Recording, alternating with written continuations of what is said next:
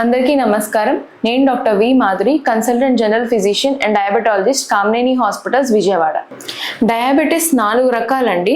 First రకం వచ్చి చిన్నపిల్లల్లో వచ్చే డయాబెటీస్. అది ఆటో యాంటీబాడీస్, అంటే మన శరీరం మన బీటా సెల్స్ని డిస్ట్రక్ట్ చేస్తుందండి. డిస్ట్రక్ట్ చేయడం వల్ల ఇన్సులిన్ హార్మోన్ అనేది ప్రొడ్యూస్ అవ్వదు వాళ్ళకి చిన్నప్పటి నుంచే. దాన్ని టైప్ 1 డయాబెటీస్ అంటారు.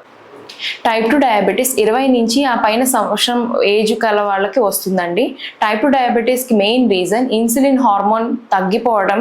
ఇంకొకటి, ఇన్సులిన్ హార్మోన్ ప్రొడ్యూస్ అవుతున్నా కూడా ఇన్సులిన్ హార్మోన్ని కండలు తీసుకోలేకపోవడం వల్ల ఇన్సులిన్ రెసిస్టెన్స్ అంటారండి. దీనివల్ల షుగర్ కంట్రోల్ అనేది అవ్వదు. ఎందుకంటే ఇన్సులిన్ హార్మోన్ ప్రొడ్యూస్ అవుతున్నా మనకి ఇన్సులిన్ హార్మోన్ సరిగ్గా ఉపయోగించుకోలేకపోవడం వల్ల దీన్నే ఇన్సులిన్ రెసిస్టెన్స్ అంటారు. ఇది ఎందుకు వస్తుంది అంటే, మనం బరువు పెరగడం వల్ల బరువు పెరుగుతూ ఉంటున్నప్పుడు మన ఇన్సులిన్ హార్మోన్ రెసిస్టెన్స్ అనేది ఇంక్రీజ్ ఉంటుంది.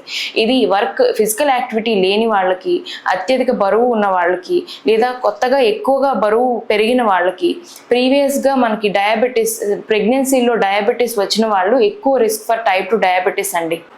టైప్ 3 వచ్చి ఎవరైతే స్టెరాయిడ్ ఇంజెక్షన్స్ తీసుకుంటున్నారో, లేదా ఎవరికైతే ఎండోక్రైన్ హార్మోన్ ప్రాబ్లమ్స్ ఉన్నాయో వాళ్ళకి ఎక్కువ, లేదా ఇంకా ఎక్కువ ఇన్ఫెక్షన్స్ ఉన్నప్పుడు వచ్చిన షుగర్ లెవెల్స్ని టైప్ 3 డయాబెటీస్ అంటారండి. టైప్ 4 డయాబెటీస్ అనేది ప్రెగ్నెన్సీ 24 నుంచి 28 నెలల్లో ఉండే గర్భిణీ స్త్రీలకు వచ్చే షుగర్ని జెస్టేషనల్ డయాబెటీస్ అంటారండి. ఇది టైప్ 4 షుగర్.